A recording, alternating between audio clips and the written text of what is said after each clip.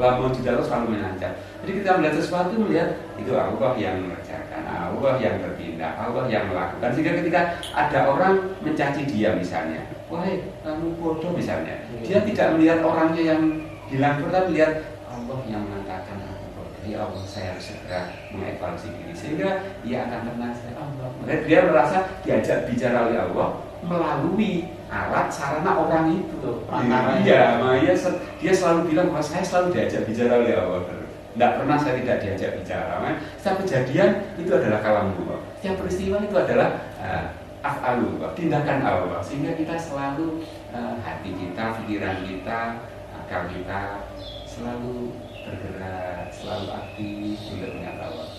Makanya kata guru saya, zikir sejati ya di situ itu. Bukan hanya ketika kita bilang la ilaha illallah, ya itu sudah zikir dapat pahala. Tapi zikir yang sebenarnya itu ya seperti saya Junaid Al-Baghdadi itu kata beliau gitu. Selalu diajak bicara oleh Allah. Tingkatan ihsan. Tingkatan ihsan yang luar biasa. Jadi yang butuh ibadah itu tidak hanya fisik kita, tetapi hati kita itu. Kenapa? Rohaniah atau hati kita, roh kita ini butuh beribadah supaya online. Iya, supaya online nyambung online. Selalu menyaksikan Allah itu tadi kalau betul. Di situ. Makanya pada saat kita berzikir, ya berzikir, sholat, menolong orang, berbuat baik, ya untuk walaupun kegiatan-kegiatan sosial, ya kita memang harus berusaha. Kita tujukan kepada Allah sehingga kita itu sebagai latihan batiniah kita, sehingga kita tidak muncul keegoisan kita, iki aku lah itu aja tidak akarnya harus hilang. Selama keakuannya itu masih besar, sulit kita masuk ke dalam. Bahkan ketika keakuan itu yang muncul, maka seperti yang di awal kita katakan bahwa Allah itu akan hadir dalam hati orang yang bersih. Ketika ada akunya, ya tidak bisa menampung itu. Jadi keras hatinya, tidak pernah tersiram. Bisa dikatakan berarti keakuan dalam diri kita itu sifat dari setan. Nafsu Ya, itu nafsu itu. Ya. Kan seperti peristiwa Kanjeng Nabi Adam dan iblis yang diceritakan di banyak kitab itu kan selalu iblis itu kan ana khairun, saya lebih baik, saya beda dengan Kanjeng Nabi Adam yang dalam belas robbana dalam nafsan saya orang dosa, orang salah, orang dolim. Nah, Allah itu ternyata sangat mencintai orang-orang yang selalu bilang keakuan, mengaku salah, mengaku dolim. Dan Allah sangat murka pada orang yang selalu aku balik ngaku iya. Bahkan keakuannya dari iblis itu yang menyebabkan sombong itu sombong, dan iblis tidak bisa diampuni Allah karena sombong itu. Beda dengan Kanjeng Nabi Adam. Kanjeng Nabi Adam itu walaupun pernah bersalah, sama salahnya, tapi karena mengakui dan mau bertobat. Nah, makanya ulama-ulama kita itu supaya kita itu bisa paling tidak mendekati taban ihsan. Itu kita selesai sholat, kalau astagfirullah, padahal kita tidak maksiat. Iya. Setelah sholat. Nah, disitulah kadang pada saat kita itu beribadah muncul jiwa keakuan, merasa paling alim, merasa paling baik. Nah, itu berjasa. Itu dikikis dengan istighfar tadi, sehingga kita tidak sampai tergolong orang yang egois atau sombong tadi. Makanya sudah benar ulama-ulama itu. Nah, kenapa KDNO diketaskan? Ya supaya bisa semua. Iya. Supaya bisa istighfar semuanya. Iya betul. Terus selain mendoakan diri kita, coba jilitan sholat itu mendoakan orang lain. Betul. Karena dengan kita menghilangkan jiwa keegoisan kita akan tahu bahwa kita itu hamba. Istighfar itu akan menyadarkan kita, minta ampunan, bahwa kita itu hamba. Dengan kita menyadari sebagai hamba, kita akan tahu masih ada hamba-hamba yang lain. Dengan itu kita akan mendoakan, saling menyelamatkan itu tadi. Saling menyelamatkan dengan hamba-hamba yang lain, saling mengingatkan dengan baik. Bukan kamu neraka, kamu enggak. Tetapi kita akan saling menyelamatkan. Asa-asi asuh gitu. Iya. Nah, pada dasarnya pada saat kita memintakan pengampunan pada orang lain, itu nanti memantul juga pada diri kita, pengampunannya Allah juga akan turun pada kita. Karena memang ketika kita muncul dalam jiwa kita mengasihi orang lain, menyayangi orang lain, maka secara otomatis Allah akan menyayangi. Masih ingat di cerita Nabi Musa, ketika Nabi Musa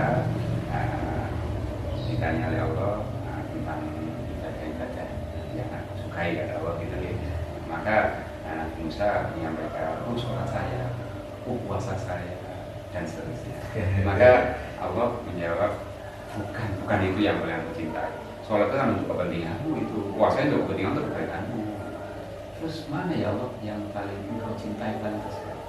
Ketika engkau mengasihi, engkau menolong, engkau menjemput orang sakit, engkau memberikan hal yang terbaik untuk orang lain, yang sama sekali itu sudah tidak ada kepentingan aku yang memang murni untuk menolong orang lain, maka itulah ibadah yang sebenarnya. Seperti itu kan? Ya memang munculnya kan nanti semua ibadah itu kan munculnya kan dari perilaku. Jadi kekhusyuan orang itu sebenarnya bisa dilihat dari ciri-ciri perilaku kan wujud implementasi dari ibadah yang dilakukan. Sebagai contoh aja di Al-Quran kemarin juga saya dengan Pak Rosid pernah diskusi sebentar ketika di Al-Quran itu ketika perintah sholat kan Allah tidak menggunakan diksi kata mal kerjanya, tapi dalam Al-Quran selalu pakai diksi kata aqimis sholat, dirikan. Maka dirikan dan mengerjakan itu hal yang berbeda ya Ustaz, hal yang beda. Kalau mengerjakan barangkali begini, usai sholat Jumat barangkali begitu ya. Ada kita berangkat dengan sandal yang jelek gitu ya, pulang sandalnya ganti milih yang baru itu, tapi sholatnya sudah dikerjakan. Tapi kalau akimi sholat tidak begitu, karena akimi itu dirikan, namanya berdiri ya terus tegak berdiri, sehingga sholat itu ya 24 jam selama tarik nafas kita, perilaku kita, hidup kita ya harusnya selalu sholat, tidak terbatas hanya 5 waktu itu. Kalau imam ini terbatas itu, tapi kalau akimis itu sehingga sholat kita menjadi sebuah perilaku. Ketika kita lagi ambil contoh, kita sholat kan ada sujud dulu. Sujud itu kan benar-benar merendahkan diri serendah-rendahnya sampai kening kita, hidung kita itu kita rendahkan ke tanah. Itu sebenarnya adalah sebuah pelajaran dan amalia yang harus kita terapkan sesudah melakukan sholat itu, mendirikan sholat. Maka itu adalah simbol ketawaduan. Jadi kalau ada orang sholat kok sombong, masih aku belum selesai sholatnya, dia itu belum mendirikan sholat, masih mengerjakan sholat. Kalau mendirikan setelah sholat sudah tawajud, sudah sujud, maka ia dalam perilaku sehari akan selalu tawadu, karena sudah terlatih, setiap hari terlatih selalu untuk merendahkan diri di hadapan Allah, sehingga ketika setiap ketemu orang dia tidak pernah ngomong ini aku bukan, lalu semuanya pertolongan Allah. Ya aku ini hanya hambanya Allah yang dolim, yang banyak dosanya, selalu seperti itu. Sehingga saya yakin kalau setiap muslim itu mengamalkan sujud, mengatakan saya kira terus saling hujat gitu. Enggak ada. Saya yakin politisi, pejabat kita, dan yang selalu tampil di ILC itu, kalau selalu menerapkan sujud ini, saya kira tidak ada yang selalu gontok-gontokan, dikira tidak ada gitu. Karena selalu mereka tawadu, selalu merasa bahwa kita itu banyak salahnya, sehingga kita ketika ada orang yang menasehati, maka kita akan dengan berdoa. Dan kita cara menasehati bukan seperti ngajari, selalu menjustifikasi, bukan semacam itu. Jadi kalau orang yang sujud sama dengan kita dirikan perintah sholat saja dirikan, bukan kerjakan, dirikan, dirikan sampai istilahnya 24 jam selama hidup kita harus sholat terus kan begitu. Makanya kalau Mbak Sunan Kalijaga kan mengistilahkan sholat hati, dan itu sholat lagi. Itu sudah ke arah tasawuf Mbak Sunan Kalijaga. Ya ihsan hati. Iya. Jadi setiap saat, setiap waktu, makanya kalau Mbak Sunan Kalijaga itu sholat itu ya setiap saat, kita bekerja sholat, kita istirahat sholat, kita tidur ya sholat. Karena apa? Selalu kita nyambung dengan Gusti Allah. Bahkan ketika kita mau masuk ke kamar dan bersyukur alhamdulillah, kita bisa kencing, bisa keluar biasa, ini adalah pertolongan Allah. Tanpa Allah tidak mungkin sama sekali. Maka itu pun Mbah Sunan Kalijogo juga menyebut itu sudah bagian dari sholat karena ingat pada Allah tadi, sholat tadi. Gitu. Makanya Allah selalu memfirmankan dalam Qurannya itu dengan kata mendirikan, tidak pernah hanya kerjakan kan sepintas saja. Seperti kita baru mengerjakan apa ya sudah akan terlupakan itu ya. Sekedar ritual. Sekedar ritual. Jadi memang harus ada wujudnya dalam perilaku. Tidak hanya sekedar ritual. Tapi nikmatnya sholat itu terinterpretasi dari perilaku. Iya. Jadi ketika sholat itu dapat mencegah perbuatan keji dan mungkar, maka itulah yang disebut mendirikan. Oh iya, sering dengar ya. Ternyata itu yang Jadi itu kan nasatan hadil fasya wal mungkar ya. itu kan juga merupakan representasi juga Iya. bahwa kita itu sebenarnya saya katakan bahwa kita itu sebagai hamba ya, Iya, hamba yang senantiasa kita harus yang namanya hamba yang meminta tolong, lemah dan lain-lain itu. Nah itu nanti akan berhubungan dengan ibadah yang langsung kepada Tuhan, kepada Allah, kayak sholat tadi, kemudian dan ibadah-ibadah yang makhluk. Nah, sedangkan yang implementasinya nanti itu lebih condong ke ibadah berumah kita. Dan itu peranan kita sebagai khalifah, Khalifah itu ada di bumi ini. Jadi bagaimana sosial kita, bagaimana budaya kita, bagaimana kita menghidupi keluarga kita, mendidik keluarga kita, ngayomi masyarakat. Itu nanti kan implementasinya di situ, bukan sholat. Berhasil tidaknya. Jadi antara ibadah makhluk sama makhluk itu saling saling berkaitan, bersinergi ya. Saling bersinergi. Jadi kalau ibadah makhluknya benar, itu indikator, istilah kacamata betulnya, Ya. insya Allah diterimanya ibadah makhluk. Dibuktikan dengan perilaku. yang dilakukan Ya. oleh makhluknya. Ya, sama kayak kita sholat, kita puasa ini lah contoh ya, kita puasa. Puasa kan urusan Allah. Iya. Kita nggak tahu puasa kita Terima diterima, tapi kan ada tanda-tanda. Ada indikatornya. Ada indikatornya diterima. Contoh, oh kita semakin normal, kan begitu. Kita semakin meningkat ibadah. Kita semakin sama orang itu empatinya, Empati. rasa kasihnya yang tinggi. Berarti itu pertanda puasanya itu diterima oleh Allah. Kita hanya bisa melihat tanda Indikator saja. Kira-kira nih, boleh nggak kita merasa seperti itu lah, yang merasa ini sholatku sama diterima, puasaku diterima. Karena apa? Dari perilaku seperti ini. Apakah hal seperti itu tidak memancing keakuan dan kesombongan? Nah, gini. Itu yang berat. Iya. Kalau justifikasi itu dari diri kita, itu Iya. patut dipertanyakan. Ya, diri kita itu kadang tidak bisa objektif. Iya. Ya, itu memang dorongan nafsu sudah kita itu tidak bisa objektif. Kalau kita mengaku-aku, ya mengaku-aku saiki ibadahku sebenarnya saiki aku mari poso iki aku sama aku semakin suka. Itu tidak bisa jadi ukuran. Yang bisa mengukur saya kira orang lain. Orang lain dan Allah Iya. saja. Jadi bagaimana perilaku sama benda kan Orang lain. ya bang. Nah, jangan sampai menjustifikasi aku itu baik. Kalau ungkapan kasar itu gini, sampah itu tidak usah ngomong aku busuk, orang sudah tahu dia busuk. Iya. Minyak wangi tidak usah ngomong aku wangi, orang sudah tahu dia wangi. Sama. Jadi nggak usah ngomong-ngomong, tetapi orang yang di sekitar sampean itu yang merasakan Anda itu lebih baik apa tidak. Jadi ihsan itu lebih ke lillah. Betul. Iya, memang sudah nggak ada yang lain lagi selain menggapai itu yang Terus menarik sekali seperti ketika tadi disampaikan, ketika kita sholat, kita sudah merasa diterima dan seterusnya. Itu hal yang seperti apa? Ini dalam kitab-kitabnya Imam Ghazali juga saya mendengar dari dawuh-dawuh guru saya. Memang kita itu harus ada di tengahan ketika kita berdoa beribadah. Kita harus ada di tengah-tengah antara rojak dan khauf. Rojak itu penuh harap sehingga menunjukkan yakin bahwa doa kita ibadah diterima Allah. Iya. Itu roja. Nah, khauf, merasa takut ya Allah, saya ini orang cuma begini, doa ibadah malam ini jauh dari kata diterima ini kalau tidak ada pertolongan.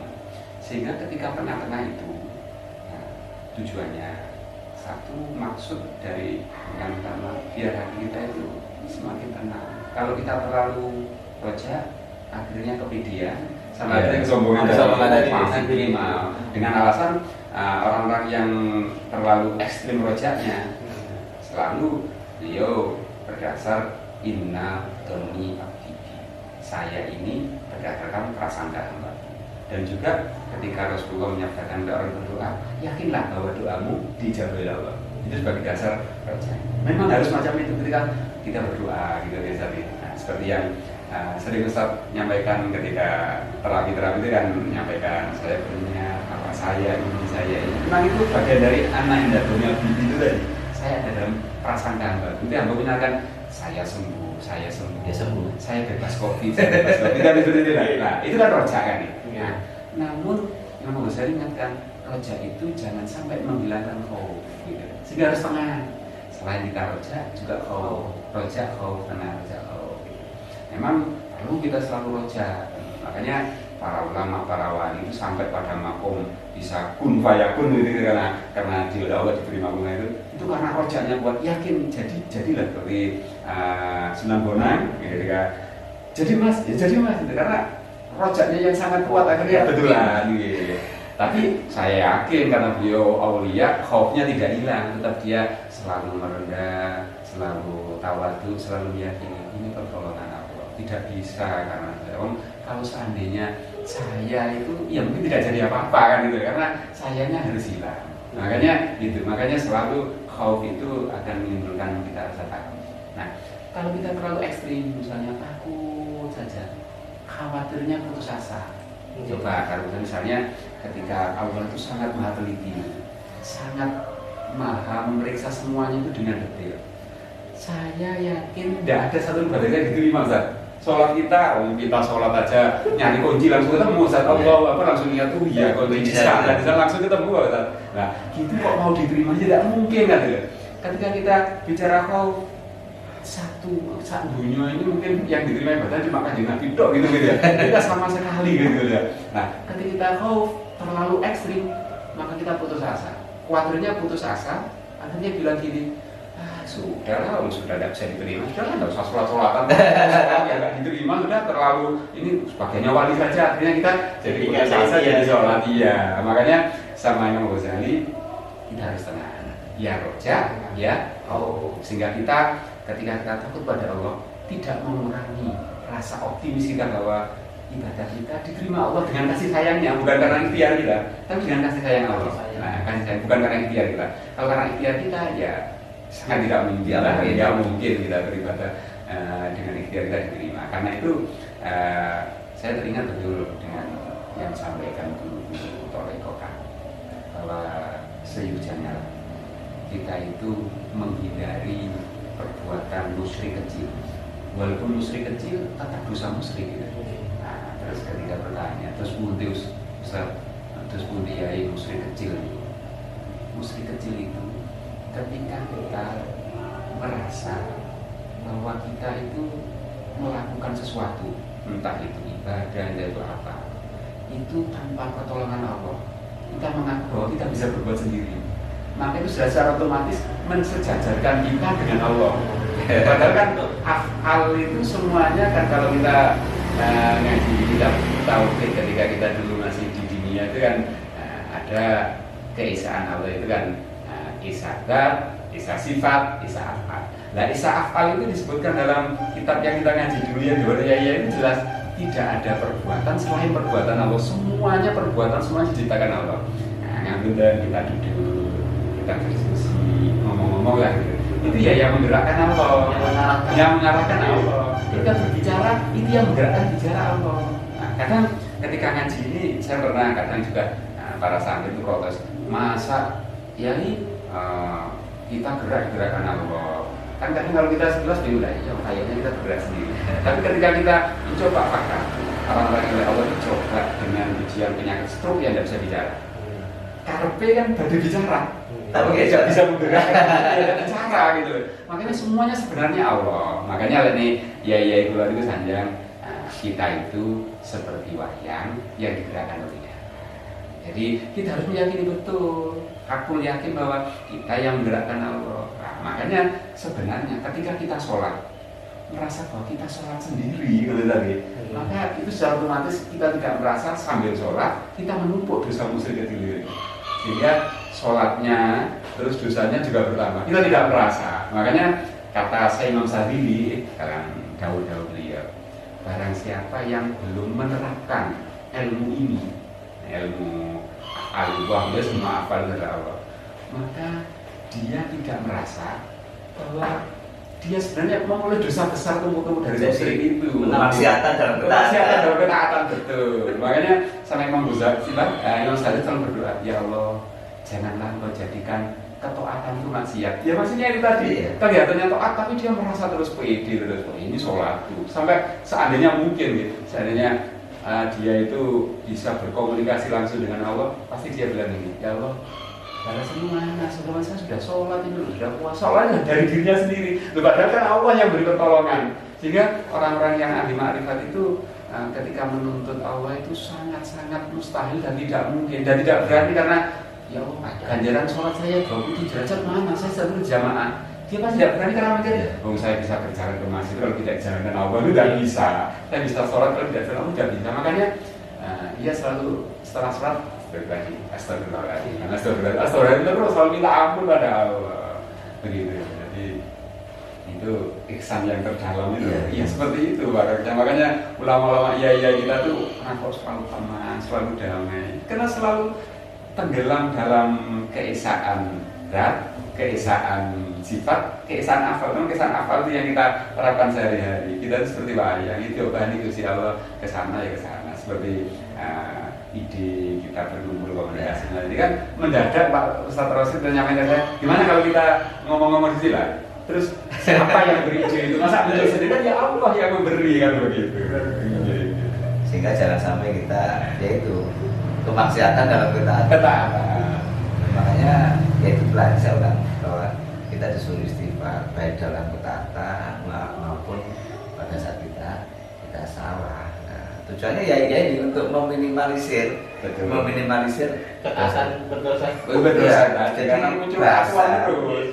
bahasa itu bukan nggak ada manusia yang tidak punya dosa, maka kita yang bisa kita lakukan itu menyedikitkan masalah, mohon ampun, ya kan senantiasa kalau bersih ya tidak bisa, menyedikitkan sehingga pada saat kita nanti menghadap Allah itu kan kadar kemaksiatan kita. Makanya kalau kita disukan kullu bani Adam khoto'un, setiap anak Adam itu mesti tempatnya salah dan lupa, sudah kodrat. Kalau dia bilang anak Adam tidak salah, aku tidak berdosa, udah ada adanya. Nabi saja yang maksud. Apalagi merasa bisa memberi hidayah, itu gantikan tugasnya Tuhan gitu. Betul, makanya wa khairu khoto'un dan sebagainya orang salah itu atau nah, makanya orang yang baik itu di sisi Allah itu bukan orang yang tidak berdosa, karena tidak mungkin.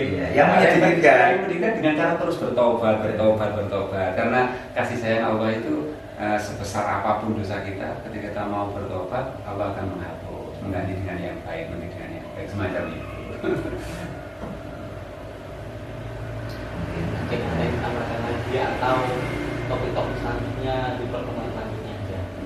Iya. Mungkin hari ini kita Oke, ya mungkin kalau ada topik lagi ya kita bahas pada sesi selanjutnya. Yang penting mudah-mudahan jadi barokah, jadi manfaat, menjadi sababiyah. Ini adalah hidayah pada kita. Karena kita ini nggak ngajari siapa-siapa saja, kita kan untuk diri kita, mengajari diri kita. Mudah-mudahan apa yang kita bahas itu guru-guru kita yang mengajari kita nanti jadi ridho gitu saja. Gitu saya kira. Mungkin bisa di close. Ya, cukup untuk hari ini. Terima kasih. Assalamualaikum warahmatullahi wabarakatuh. Waalaikumsalam.